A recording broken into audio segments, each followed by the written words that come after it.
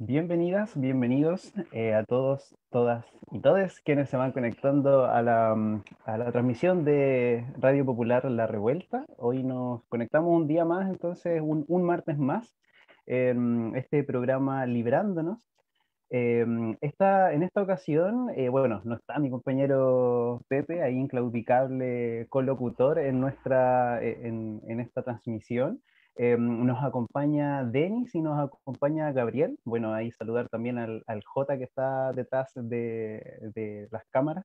Como siempre, ahí Jota acompañándonos para que pueda salir esta transmisión.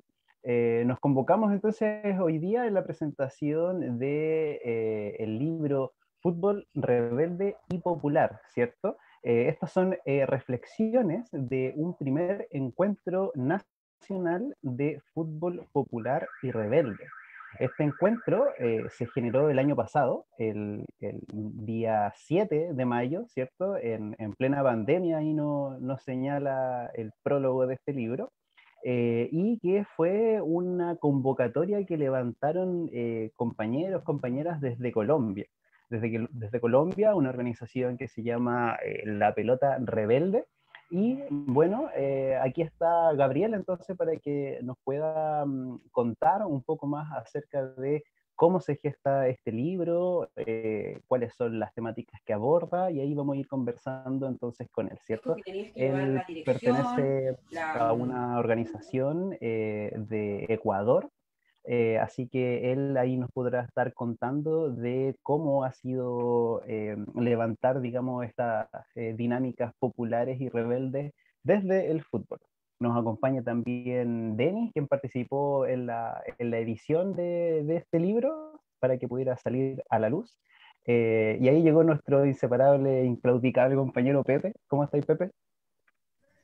Hola, hola, estimados, ¿cómo están? Hola, Denis, ¿cómo estáis? Hola, ¿Qué compañero. tal? Hola Pepe, Gabriel, Hola, José. Gabriel, Gracias ¿cómo por la estás? invitación. Aquí estamos, un poquito atrasados, pero aquí estamos nuevamente aquí Llegate corriendo, llegate corriendo. librándonos. Así que ahí oh, saludo a ti y a toda la gente que nos está siguiendo a través del Facebook Live de la Radio Popular La Revuelta. Y reiterarte que manden saludos, consultas, preguntas a través del Facebook. Y ahí vamos a ir respondiendo durante la transmisión del programa. Ya, pues entonces partamos la conversa. Gabriel, ¿cómo está? Y no te hemos escuchado. ¿Cómo les va, José? Qué gusto que hayan compartido este espacio. Hola, Denis, un gusto igual compartir aquí. Mi nombre es Gabriel, vengo de parte primero de la Red Internacional de Fútbol Rebelde y Popular, que es una iniciativa que está trabajando desde hace poco, y también como parte del Fútbol Rebelde Ecuador, que forma parte de esta red, ¿no? Venimos hoy a hablar del libro que fue lanzado hace poco, que es el libro acerca del fútbol rebelde y popular en Latinoamérica, así que esperemos tengamos un buen programa. Buenísimo. Le mandamos también unos saludos a los compañeros, las compañeras ahí de la editorial Mestiza, ¿cierto? Que a pulso sacan la edición de este libro y que estábamos conversando aquí un poquito tras bambalinas, que ya han abordado el tema en diferentes publicaciones. Digamos que el principal antecedente de esta publicación que saca la editorial Mestiza es una publicación que hace en el 2019, que se llama Fútbol Anticapitalista, así que ahí los compañeros venían trabajando, digamos, ya y dándole vuelta a la temática, al parecer, desde hace ya tiempo. Entonces, para comenzar, digamos, la conversa, Gabriel, si nos pudieras comentar un poco acerca de tu experiencia organizativa de base, digamos, sabemos que tú eres de Ecuador, ¿cierto? Y que allá nos mencionaste el nombre de tu organización, Fútbol Rebelde, ¿cierto? Me parece. Perfecto. Entonces, si nos pudieras comentar un poquito cómo se gesta esta organización, desde hace cuánto que vienen apiñadas ahí, y cómo construyen, digamos, organización desde el fútbol, po. Cómo nace esta inquietud de organizarse y darle una vuelta rebelde y popular.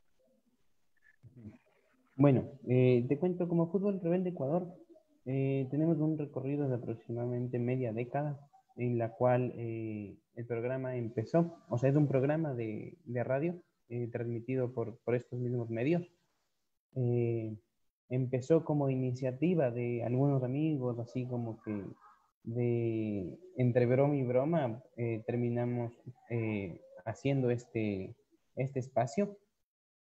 Hasta antes de la pandemia se tuvo 2 temporadas en las cuales algunos compañeros hacían la radio en vivo desde la radio La Voz del Migrante, que es nuestra casa madre, y ahí, desde ahí transmitían y todo en persona, ¿no? Y después como que en una tercera convocatoria fue que pude entrar yo a la organización y empezamos a trabajar frente a nuevamente lanzar una nueva temporada del programa y empezar a ver qué más se puede hacer, ¿no? ¿Qué tipo de otras organizaciones, qué tipo de otras acciones se podía hacer en medio de este objetivo que es politizar el fútbol? Que es creo que el tema central de la red, el tema central de los encuentros que han habido, el tema central así de nuestras intenciones como organización, ¿no? Que el fútbol se convierte en un espacio de reflexión acerca de la vida social y de empoderamiento de cierta ideología a través de la práctica del deporte, a través de pensar en los espacios de encuentro, los espacios que comparten hinchas, como espacios en los que se puede efectuar como que un aprendizaje, una reflexión acerca de lo que está pasando y las injusticias que tenemos en la vida, ¿no? En la vida social. Entonces, alrededor de eso, estábamos trabajando, yo tuve que viajar, es más, viajé para allá, para Chile, estuve como 3 meses en Chile y me desvinculé un poco por el viaje del proceso, pero me mantuve ahí escribiendo algunos artículos, estuve en esa marcha que hicieron, me parece que fue por enero, por febrero del año pasado, una marcha de todas las hinchadas, justo después del hincha de Colo-Colo que había sido asesinado por los Pacos, y pude evidenciar, ¿no? Que de todas maneras, si bien había rivalidad entre las hinchadas del fútbol, algo muy folclórico, la gente se unió alrededor del fútbol para reclamar frente al Estado, ¿no? Frente a un Estado que llevaba como 30, 40 años de un trabajo así.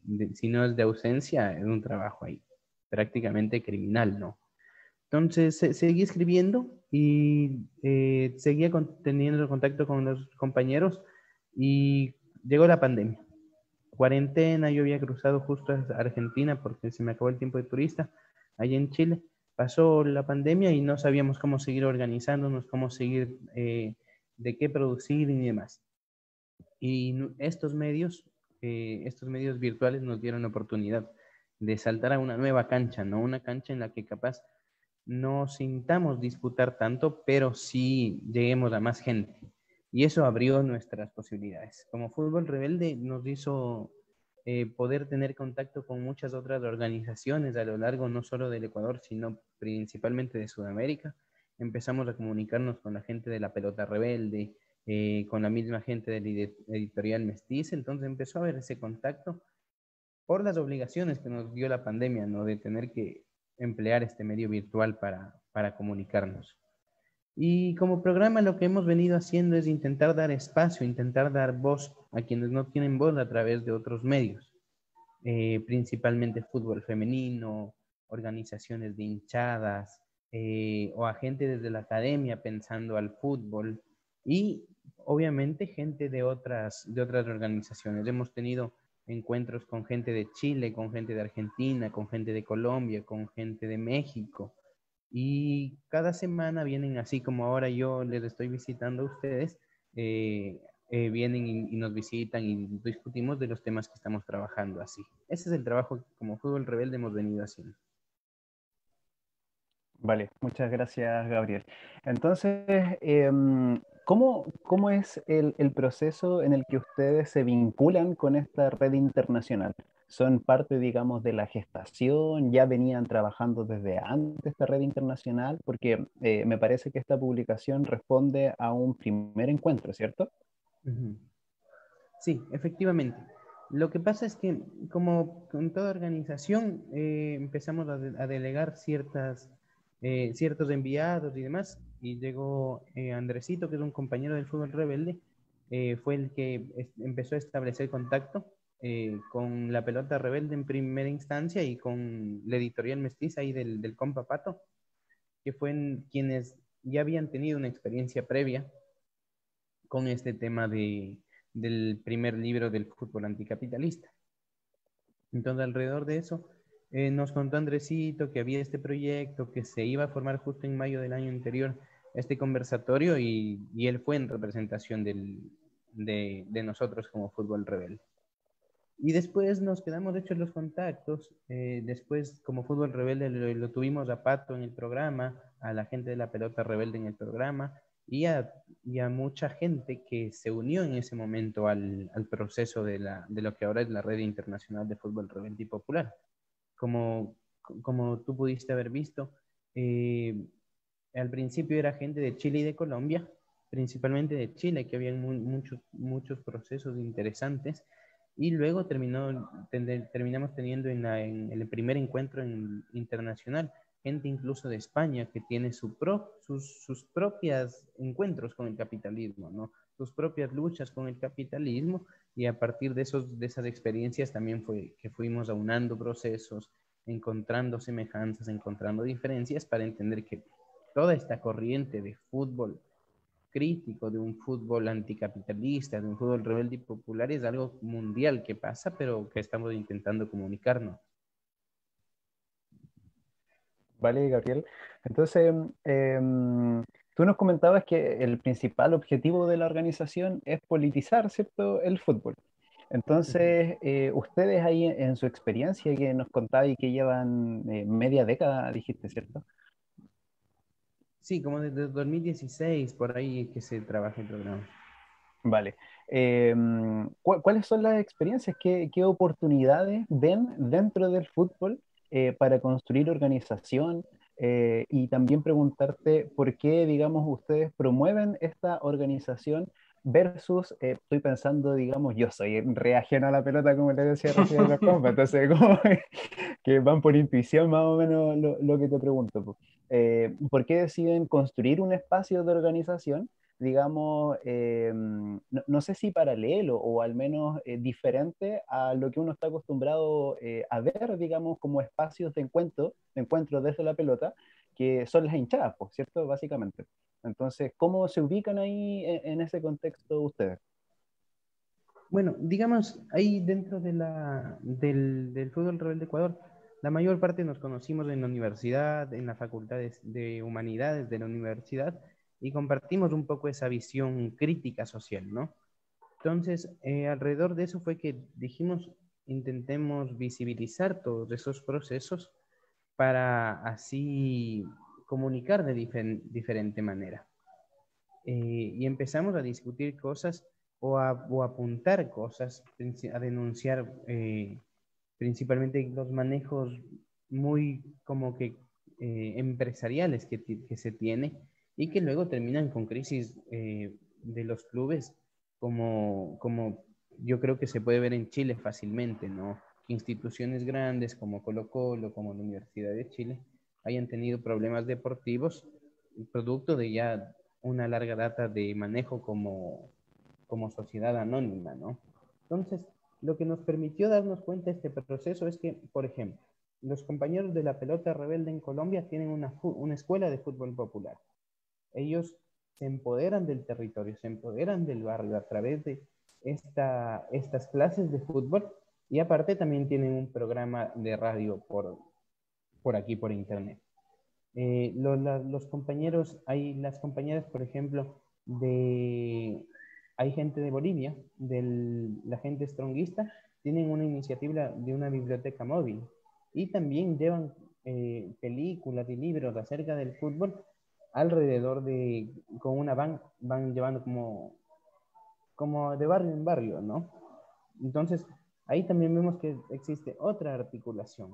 O podemos ver con gente de aquí, de Argentina, como por ejemplo los compas de la NUD antifascista, que están organizados principalmente a través del ejercicio de la memoria histórica. Como aquí en el Cono Sur las dictaduras fueron así mucho más crueles y mucho más sádicas que, por ejemplo, en Colombia o en Ecuador. ese ejercicio de memoria histórica me parece muy importante, ¿no? Y es un ejercicio que también se lo hace en Chile, que está ahí vivo como tal en el estadio nacional, si no me equivoco, ¿verdad? Que un pueblo sin memoria está condenado a repetirlo, ¿no? O sea, vamos viendo en estos encuentros internacionales, en el establecimiento de esta red, que primero, el capitalismo nos afecta de diferente manera a distintos países. Y en ese ámbito, en esa afectación de diferente manera, salen diferentes reacciones de parte de nosotros como organizaciones para intentar, no sé si recuperar o no perder tanto espacio, tanto poder frente al fútbol, ¿no? Frente a nosotros como hinchas, como gente que gusta del fútbol. Y respondiendo a tu primera pregunta, va por ahí, ¿no? Somos gente que nos gusta este deporte, que nos gusta jugarlo, que nos gusta verlo, que nos gusta mirar las competencias internacionales, pero al mismo tiempo nos molesta, ¿no? Nos molesta que sea tan capitalizado, tan mercantilizado, que los sueldos de los jugadores sean tan inflados, que los manejos de los derechos de televisión sean tan corruptos. Y frente a esa posición que uno tiene de incomodidad frente al gusto que tiene, es o dejar de tener el gusto, como es, o sea, entrar en la cultura de la cancelación, o empezar a organizar lo que está a la mano de uno, ¿no? Porque nosotros como Fútbol Rebelde Ecuador, por ejemplo, tenemos el programa. Creo que se ha organizado un campeonato y no se ha profundizado mucho más. Pero ejemplos como los de Colombia, en los que el fútbol como práctica social están enfocados incluso en los procesos de paz, es que toma aún más importancia este deporte y la reflexión acerca de la politización del fútbol. Porque en el discurso oficial de la FIFA, en el discurso oficial de la institucionalidad de este deporte, es que ni siquiera los jugadores deben tener opiniones políticas, es que el Estado no se mete en el fútbol, ¿no? Entonces, ese es haciendo uno de los primeros principios del fútbol capitalista, es una de las primeras cosas contra las que nosotros proponemos hacer una crítica. Entonces, cuando proponemos hacer esta crítica, cuando nos vamos encontrando, incluso por estos medios, por Facebook, te recomienda, si te gusta esta página, quizás te gusten otras, quizás te gusten otras, y así como que uno mismo va construyendo sus intereses y luego ve que todos esos intereses se van confluyendo, ¿no? Porque formamos parte del mismo sistema, el mismo sistema es el que nos oprime a todos nosotros en diferente grado, dependiendo de qué lado del mundo estemos, pero nos sentimos identificados y hermanados en la lucha. Entonces, por eso me parece también fácil o que sea lógico que se vayan construyendo estas redes.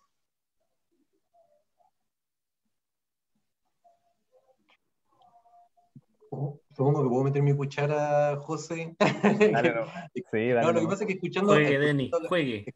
escuchando a Gabriel Caro, uno de los temas que son muy interesantes tiene que ver con esta recuperación del rol social del fútbol, que precisamente con la mercantilización se va perdiendo cada vez más. O sea, la desvinculación del hincha, no como miembro de un club deportivo y social, sino que como consumidor de fútbol. Entonces, un poco entiendo que también lo que une, digamos, a todas estas agrupaciones que participan del encuentro y que es lo que aparece en el libro, tiene que ver con esa visión también. No sé, Gabriel, si ahí me tira un centro con eso. Sí, o sea, el libro viene siendo producto de entender que todos estamos en la misma visión, ¿no? Que todos prácticamente compartimos el mismo interés porque el fútbol nos ha sido desposeído de nosotros como pueblo. Y creo que ese es como que el iniciador, el germen de todo este proceso. Claro, Sí. Dale, Ya, Denny, dale, Denny. No, porque claro. Tócala. Lo que pasa es que cuando conversamos, porque bueno, un poco yo estoy invitado, soy como de la radio, el único más futbolero. Y además, claro, ayudé con el tema de la edición al pato mestizo, que es quien está, digamos, el cerebro detrás del libro. El culpable. Claro, el culpable, el responsable del libro. Entonces, un poco lo que conversábamos con el Pato en su momento también tenía que ver con eso, o sea, tenía que ver con cómo, de alguna forma, porque muchas veces pasa que el mundo rebelde o que busca otras formas de sociedades, choca también con esta concepción del tema del fútbol, porque el fútbol, lo hemos visto que está, como bien señalaba Gabriel, o sea, está mercantilizado a niveles impresionantes, o sea, tú puedes ver no solamente mercantilizado en términos monetarios, sino que en términos culturales. O sea, podéis ver en Irak, en pleno bombardeo, un niño con una camiseta de Messi. Entonces, tú ahí te das cuenta y dices, bueno, pero ¿qué es lo que está transmitiendo detrás de eso también? Detrás de esa imagen de fútbol. Entonces, entiendo que también lo que se busca con la agrupación y en general con las conversaciones que van teniendo, es precisamente levantar ese otro fútbol, otra forma de mirarlo. ¿Sí? Entonces, es un tema porque básicamente tenéis que ir luchando medio a contracorriente. O sea, porque para el hincha del fútbol, y que nos guste o no, digamos, el tema de la competencia, por ejemplo, y el lograr triunfos o ganar campeonatos, de alguna forma es la esencia del fútbol en términos del modelo mercantil capitalista. O sea, esta idea del compartir o se va quedando muy, muy lejana, por eso yo lo mencionaba también con respecto a los clubes sociales y deportivos, que ya cada vez son menos.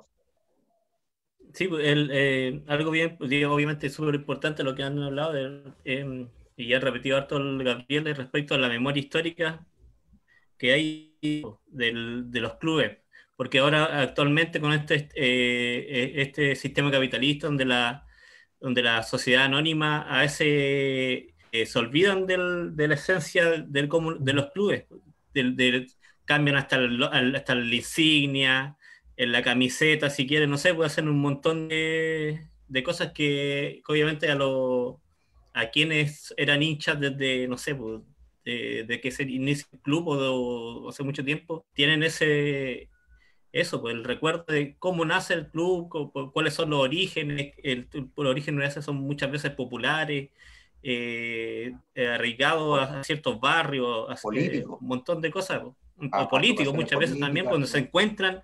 cuando se cruzan hechos políticos de sindicatos de empresas de alguna rubro, no sé, ferrocarriles, qué sé yo, un montón de cosas, que arman sus clubes y van armando ahí.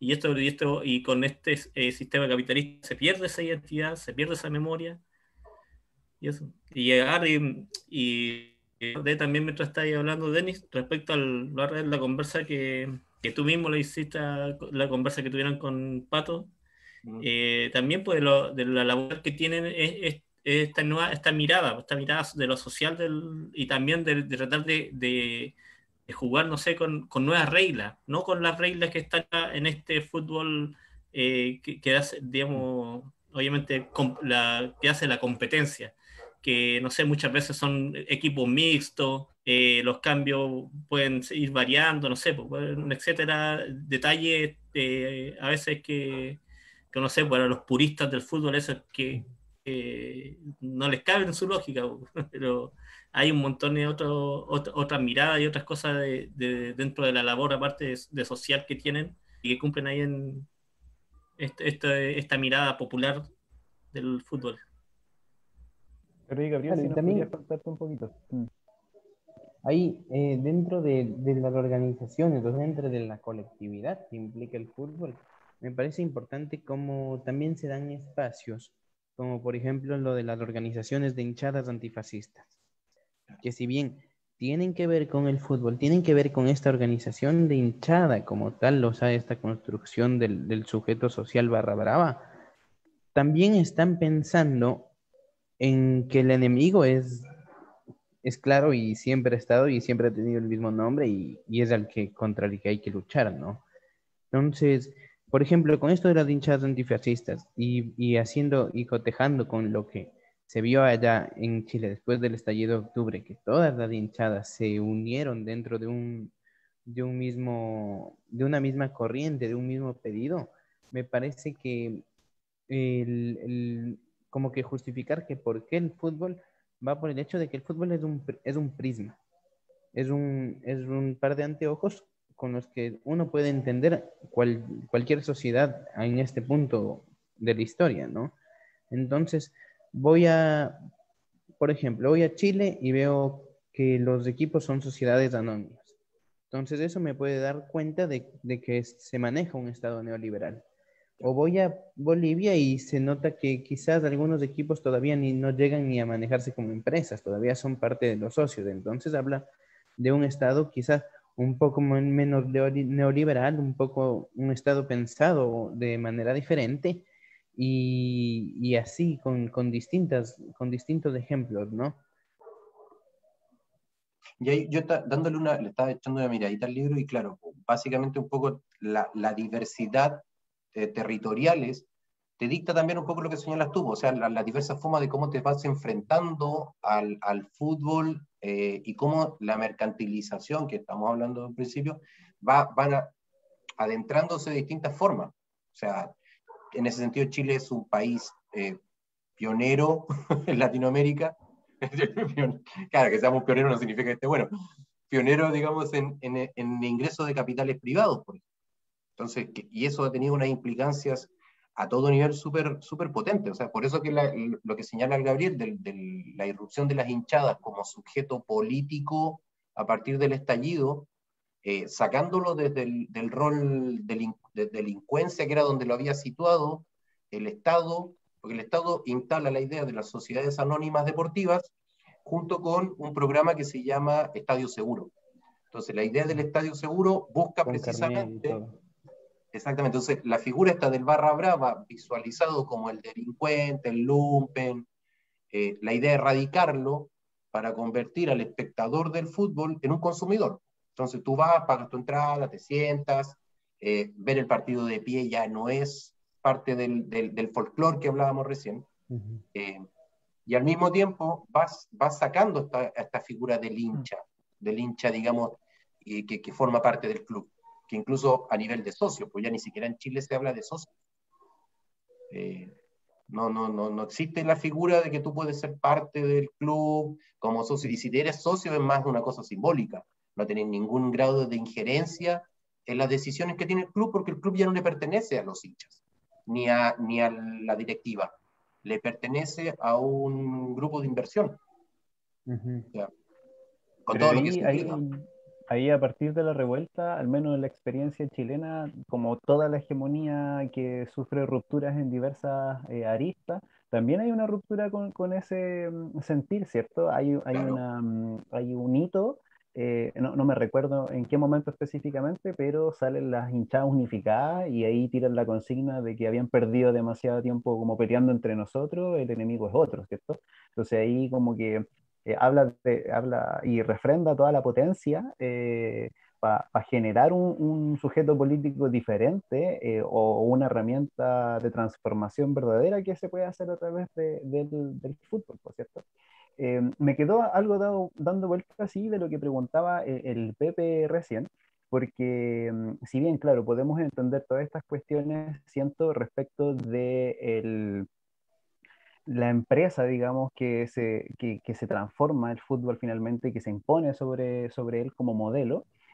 También el fútbol de por sí, digamos, está asociado a la masculinidad, está asociado a diferentes tensiones internas que se generan entre quienes pertenecen y viven, digamos, en este ambiente pelotero.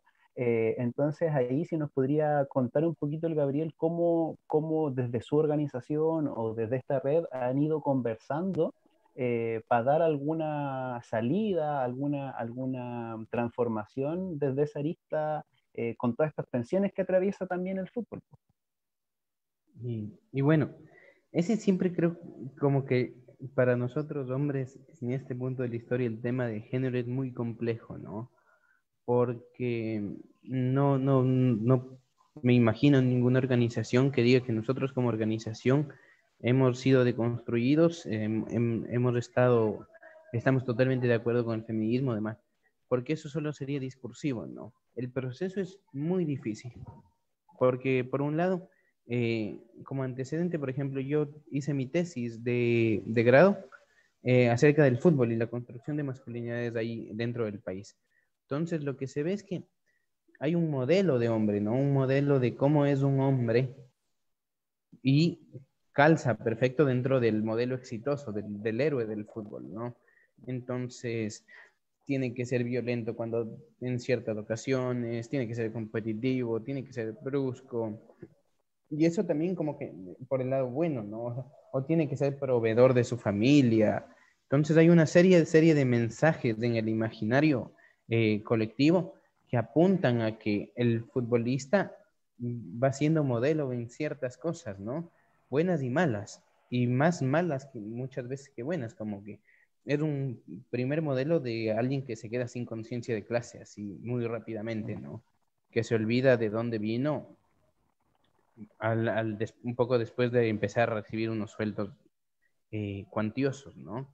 Y segundo, también, por ejemplo, en Ecuador pasó, y yo creía que no era tan recurrente en otros países, pero ya cuando uno viaja y visita, se da cuenta de que en todos lados es la misma nota, eh, la cuestión de padres ausentes, ¿no? De la cantidad de hijos regados que tienen los futbolistas. Y uno dice, bueno, capaz son los futbolistas que tienen plata. Y no es así, ¿no? El fútbol, los futbolistas son así porque son un reflejo de una sociedad en la que ese comportamiento está normalizado en los hombres. Entonces, por ahí debe ir la crítica, ¿no? O también el fútbol es violento, las hinchadas son violentas, no es porque el fútbol sea lo violento, ¿no? Sino porque está dando cuenta que en una o X sociedad haya sido la violencia el modo en la que el Estado está presente, por ejemplo. Entonces, mientras más violento haya sido el Estado presente, ya sea con la dictadura, ya sea con la represión policial en la misma democracia, vamos a ver que las hinchadas también van a comportarse violentos y a construirse no solo entre ellos como enemigos, sino a la misma policía como enemiga, ¿no? Y creo que eso es lo que pasa, ¿no? El fútbol nos da la posibilidad de ver qué tan desposeída están muchas veces las poblaciones más desposeídas. Porque dentro de esto que tú mismo dices, que el fútbol es un modelo a seguir, como que proyecta modelos a seguir, está esta historia muy típica de quien defiende el capitalismo. Ah, pero si tú te esfuerzas y tú tienes como que te esfuerzas al máximo, vas a poder conseguir el éxito. Y la misma historia se intenta reproducir en el fútbol. Entonces, si tú entrenas todos los días, algún rato podrías llegar a ser Messi, no sé, Sánchez o quien sea, ¿no? Y la realidad es que no es así. La realidad es que de los 3.000 niños, por ejemplo, de una generación que están intentando entrar a los equipos de fútbol, pueden entrar unos 100. Entonces, estas historias, estos imaginarios de superación o estos como que representaciones del éxito son como de humo. Y por ahí fue que creemos nosotros que, como te digo, nuestra posición histórica frente al tema de género es muy difícil, porque creo que como todo cuando es la negación, luego la aceptación, luego el proceso más de, no sé, luto y demás, eso a nivel personal, creo que a nivel histórico también se da. Entonces, nosotros nos encontramos con suerte a finales de los procesos de negación. Y quizás con estos intentos estamos intentando, o sea, pensar una aceptación, aceptar el problema como tal, aceptarnos a nosotros hombres como muchas veces que hayamos violentado anteriormente a compañeras, dándonos cuenta y sin darnos cuenta de que eso estaba mal, ¿no? Porque lo importante de lo que me parece, lo importante de la lucha feminista y de género es que los éxitos en cuanto a la visibilización de los problemas es que se han vuelto mucho más comunes, ¿no? Se han vuelto un tema más recurrente en los medios, más recurrente en las conversaciones de a pie y creo que por ahí están, ¿no? O sea, hacer de nuestro medio un espacio en el cual nosotros pongamos en debate temas que son incómodos para muchas personas.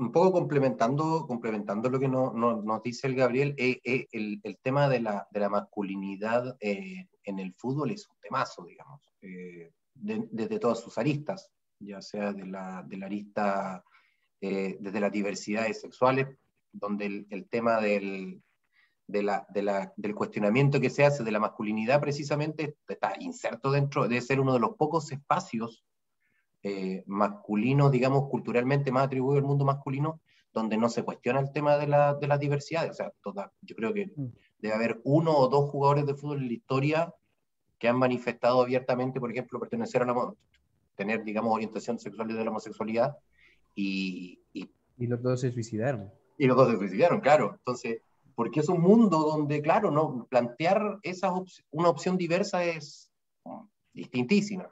El tema de la hinchada, además, el tema de la hinchada con el vínculo con la masculinidad también es un temazo. Por eso que las organizaciones de hinchas femeninas que están saliendo, por lo menos aquí en Chile, digamos, desconozco, me imagino que en otras partes también se está dando, es tan potente, porque están poniendo precisamente en cuestionamiento todos esos espacios. Sí, un ejemplo, el Morning, en el torneo el año anterior, en su camiseta incluía los colores de la diversidad sexual. Claro, de la bandera. Sí, pues, en su camiseta. Y no sé, pues ya digamos, en cada cierto, hay como, no sé, en una fecha que en algunos países ocupan también la esquineta de capitanes como en apoyo a la diversidad sexuales también, o no sé, pues hay equipos que también ya la tienen como constante también tener en el número, no sé, en alguna parte de la camiseta también los colores, pues, identificando eso. Y también hay algunos jugadores que también, claro, específicamente, mucho más, un poco más abiertos, que han mostrado su sexualidad. Claro, que ese es un tema también, pues. O sea, tenemos el jugador, como bien lo señalaba Gabriel, digamos, el jugador de fútbol representa un modelo de masculinidad, ¿cierto? Que va cambiando también, pues, o sea, va cambiando en función también, y eso es un gran tema, digamos. Sabemos que el capital tiene la gran capacidad de ir adaptando, digamos, discursos que originalmente eran, claro, los va incorporando. Entonces, que los jugadores de fútbol salgan con un número distintivo con la bandera de la diversidad sexual no te dice para nada que los tipos estén dispuestos a aceptar, por ejemplo, que un compañero de ellos se declare abiertamente homosexual. O sea, tiene que ver también con la instalación de discursos que el capital los va absorbiendo, les quita sentido y los suma. Yo estoy mirando ahora, perdonen, ¿no?, el partido de la U de la Libertadores femenino, y es un poco eso también, pues. O sea, no se discute y no se apuesta. Y insisto, nuevamente, gracias a las compañeras se puso en discusión el tema de que el fútbol femenino tenía que ser pagarles un sueldo, porque dentro de la maquinaria de una institución, de una sociedad anónima en el caso de Chile, o de un club deportivo, no está considerado.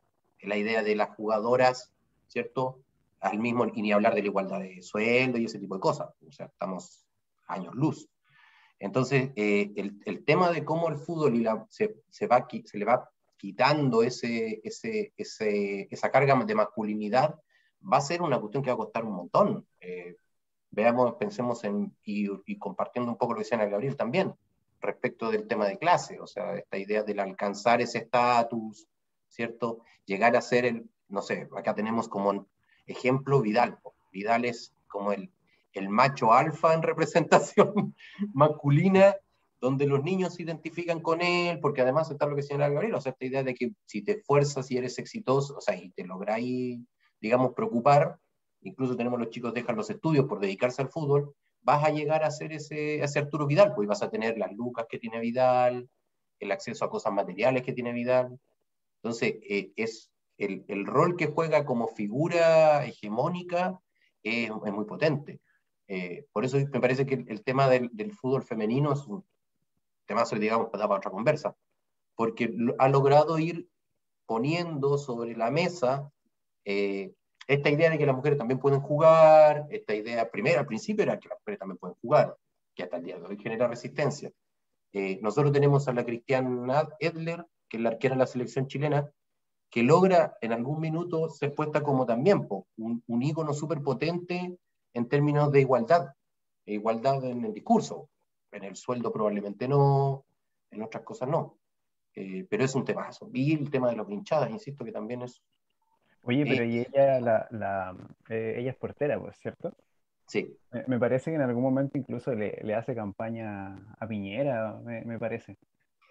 No sé si, claro, a ella Algo vi en algún momento como que su se le acercamiento. vincula, Es que con la a ella dirección. sí, pues, la levantan como, digamos, por ese lado, por el lado derecho, porque habían otras jugadoras dentro de la selección de acá que tenían Claro. el otro lado y le tratan de ir bajando su Mm. discurso. ¿Por qué? Porque aparte ellas abiertamente, las otras compañeras eran abiertamente homosexuales, También. etcétera, un montón y críticas, pero duras al gobierno, y empezaron a tratar de bajarle su discurso y agarrar porque era homosexual, no sé, un montón de otras cosas. Y así, pues, pero ella se mantuvo firme y se mantiene ahí con un discurso en contra del gobierno y digamos siempre con la lucha también por la igualdad dentro de los sueldos dentro del fútbol femenino que han... La Carla Guerrero dentro de la selección chilena es precisamente quien levantó Mm. la voz un poco sobre esta idea de que hay otras diversidades sexuales, sobre los derechos de las jugadoras, digamos, para derechos en términos de igualdad, desde el sueldo hasta el trato y los viajes. Eh, se, se hizo una serie de denuncias también en el fútbol con respecto al femenino, con respecto al tema de los abusos y los acosos sexuales, porque también en general los profesionales que trabajan de apoyo a las futbolistas, son generalmente varones, kinesiólogos, entrenadores, médicos. Entonces también se da mucho ese espacio, esa opción, digamos, de que se presentan los casos de acoso. Por suerte, insisto, las chicas lo han ido revelando y te das cuenta que son cosas que un poco reflejo, bien lo señalaba Gabriel, o sea, el fútbol es un reflejo de lo que pasa en la sociedad, en ese sentido. Entonces, todos los fenómenos que te van pasando afuera en el mundo se van reproduciendo en el fútbol. Quizás más lento algunos, con más Más trabas visibles otros. otros que, claro, se invisibilizan más. Eh, así como la homosexualidad en los varones no está puesta sobre la mesa, el tema del lesbianismo entre los jugadores tampoco. O sea, no se cuestiona. Se parte de la base que son heterosexuales porque también representan un poco eso. Y capaz que el estereotipo de las mujeres también habría que ver habría que ver si hay estudios o alguien está haciendo investigando sobre esa línea de cuál es un poco la construcción social que se hace de la jugadora de fútbol, sin caer en los prejuicios y los estereotipos clásicos, de que ella machada y todo ese tipo de cosas, como lo no femenino. Pepe, ahí parece que llegaron unos Unos comentarios. saludos, sí. Digo, Sí, vamos a ir leyendo algunos. Rosalía Terán dice, buena compas. Andrés Román dice, saludos compas, de parte del Fútbol Rebelde Ecuador, seguimos tejiendo. Pato Mestizo CF, aguante compas, agradecido para José, para mi hermanito querido Denis y para nuestro compañero de red Gabriel. Compañero, comente Es el pato. José Felipe Suárez, saludos de parte de la editorial Al Quinto Bote, aguante la red. Nuevamente Rosalía Suárez Terán, fútbol rebelde y popular. Eh, Arturo Díaz dice, El profe Turro. saludos compas desde la pelota rebelde en Bogotá, Colombia, miembros de la Red Mira. Internacional del Fútbol Muy bien. Rebelde y Popular. Ahí su puño en alto, una llama y un balón de fútbol. buena, bacán, bacán. Sí. Ahí Esos son decimos, los saludos que han ido llegando hasta el momento y, y esperamos que sigan saludando, algunas consultas, algunas preguntas para ir conversando aquí con Gabriel y con Denis en torno a lo que es el fútbol rebelde y popular.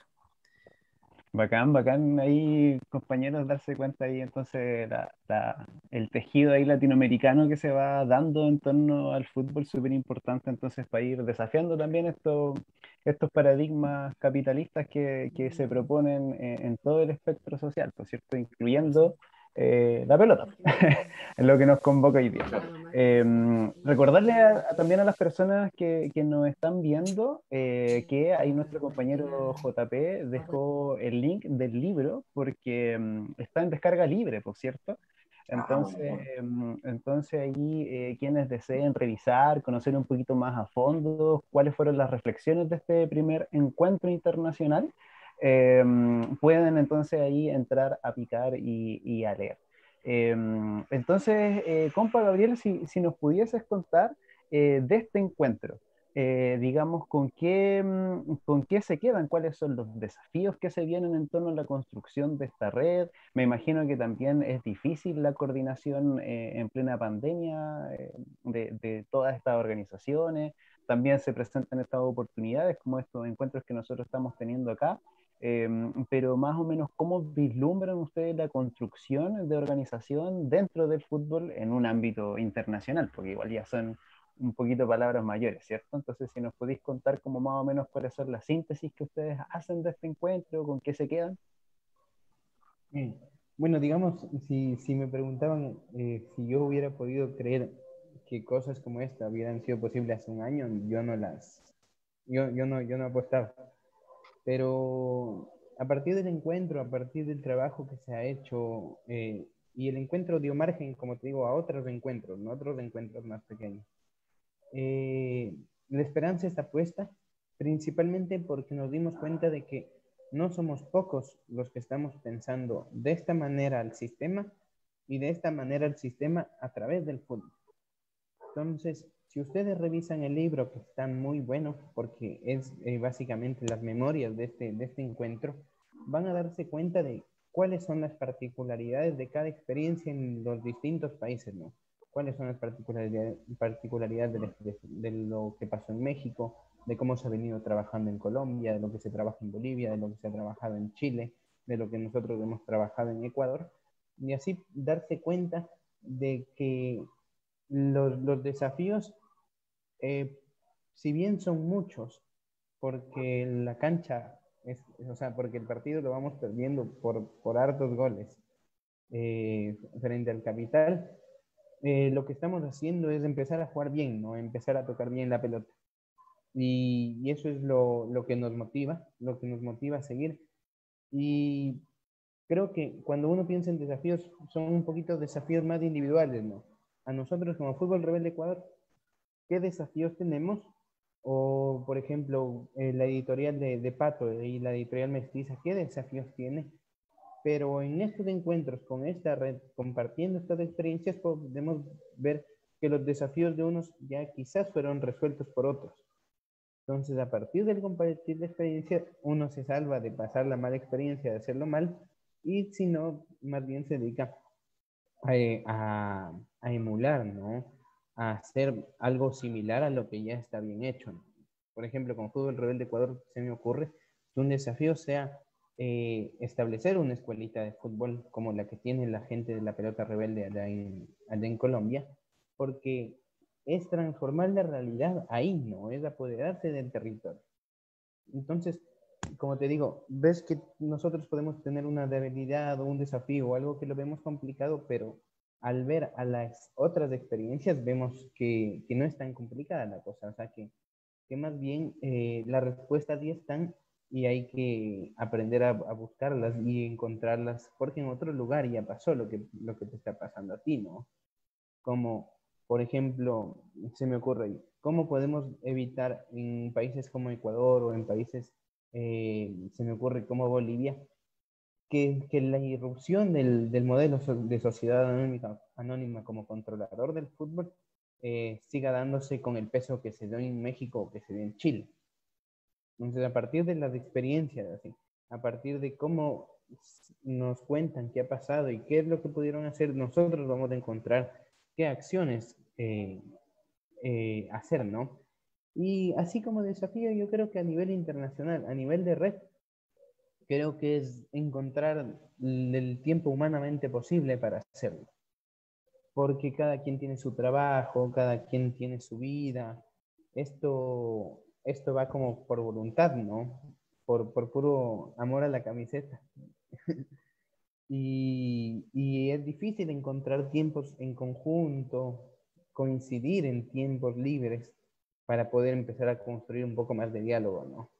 Entonces creo que está dado el primer paso, que era un primer encuentro, creo que después vendrán otros encuentros y no solo de fútbol, ¿no? Después esperemos que el mismo deporte sea pensado como desde otro lado diferente y luego ya nosotros como organizaciones sociales intervenir en otros aspectos de la vida social y empezar a opinar desde el fútbol, ¿no?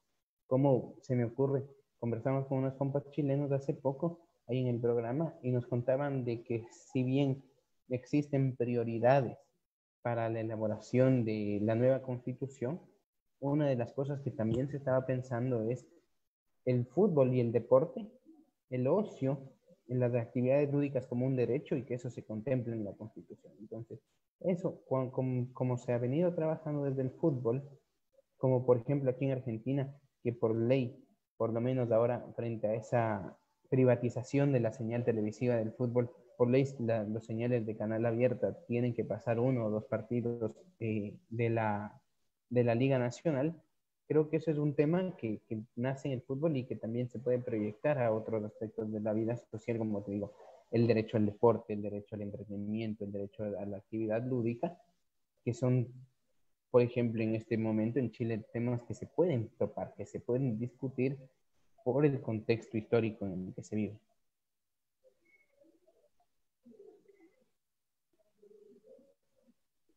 Vale, compa, entonces, muchas gracias. Ya nos estamos acercando a casi la horita de programa, entonces yo creo que ya vamos a ir cerrando este capítulo de Librándonos. Aquí nos acompañó el compañero Gabriel, ¿cierto? De Fútbol Rebelde y Popular.